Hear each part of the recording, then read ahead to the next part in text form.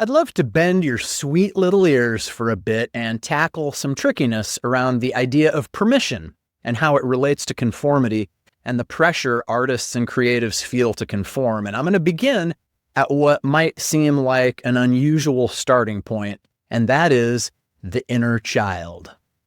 I should say, for the most part, I totally vibe with the child artist imagery that's become so popular over the last 2 or 3 decades in the literature and discussion around how to access individual creativity, effect healing and positive personal transformation, and chart new satisfactory and productive courses for ourselves. And actually, revisiting the child within can be an extremely fruitful creative enterprise on many levels. I've engaged in it, done the dialogue many times when I've needed to reignite my creative spark or bolster sagging self-confidence or renew my sense of the possible. However, the child artist motif also contains what I consider to be a fundamental hiccup. And that's not necessarily a deal-breaking fatal flaw. It's just this quality that sometimes hinders the helpfulness of the metaphor. And that is that children need permission. Whatever version of revisiting the child within you've employed or currently subscribed to, there's usually a moment in the exploratory cadence where the adult you is encouraged to give the child you permission to be, do, create, play, unfettered by the obstacles and judgments you might have experienced in your real-life childhood. And I think the thought behind this is that giving this permission will begin to heal the wounds of our creative psyche, thereby releasing current adult gridlock and inertia and freeing us and our creativity to move forward in a different, ideally more fulfilling direction. All of which I enthusiastically support. I'm behind it. I'm with it. My only hang-up with giving my inner child artist that permission it's been longing for is that creativity doesn't really work like that. It doesn't become valid and dynamic at the magical moment we confer our individual authority upon it, vesting it with the personal approval necessary to activate its tremendous power. My contention is that creativity is as natural a part of the human condition as binocular vision or walking upright. It's an existing part of our particular evolutionary goulash that just is. Humans are creative. And just like your breathing and your heartbeat, your creativity is thrumming away alongside all your other physical and mental processes, whether you're conscious of it or not.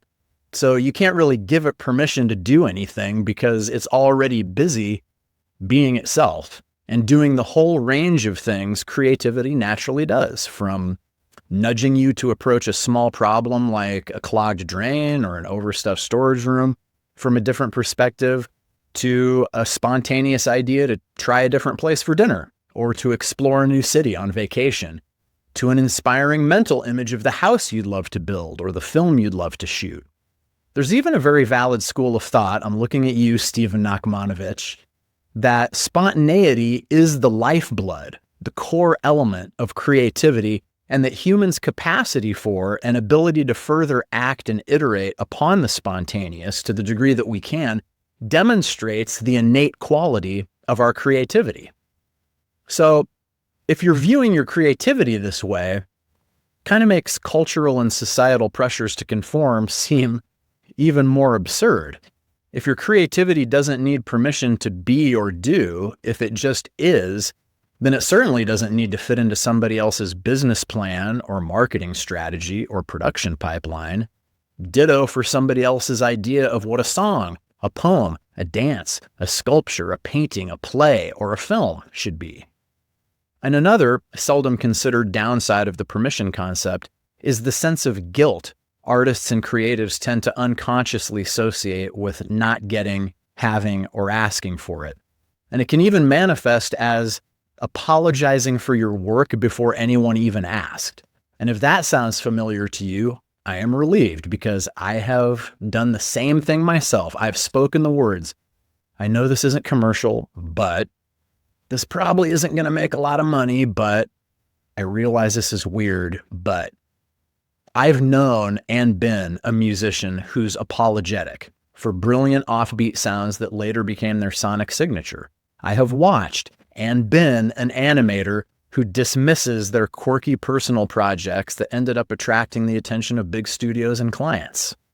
I've seen and been a writer who shelved stories that were too niche, only to find a devoted audience years later.